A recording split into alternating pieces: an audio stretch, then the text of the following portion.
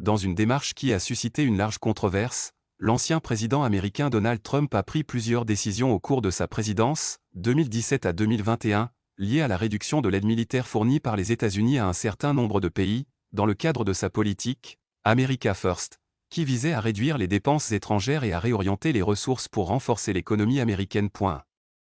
Pourquoi Trump a-t-il réduit l'aide militaire? Trump a adopté une politique de réduction de la dépendance au financement étranger des États-Unis, estimant que les États-Unis paient plus qu'ils ne reçoivent de leurs alliances militaires, en particulier au Moyen-Orient et en Europe. L'objectif principal de ces décisions était réduire la charge financière sur le budget américain. Forcer les alliés à payer plus pour leur protection militaire. Réorienter les ressources vers l'intérieur des États-Unis, en particulier dans les secteurs industriels et commerciaux. 2. Pays touchés par la réduction de l'aide militaire UN.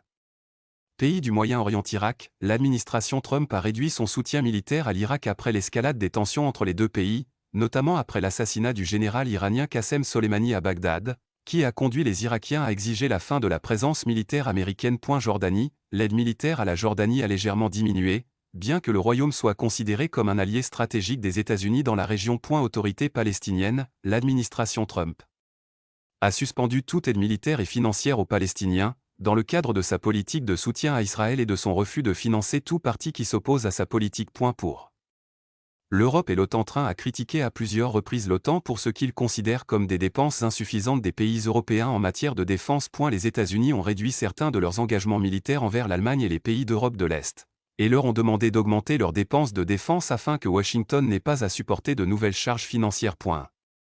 Afghanistan est l'une des plus grandes décisions militaires de Trump a été de réduire le soutien militaire américain au gouvernement afghan, en prévision du retrait des forces américaines d'Afghanistan, une décision que l'actuel président Joe Biden a complétée par un retrait définitif en 2021. 3.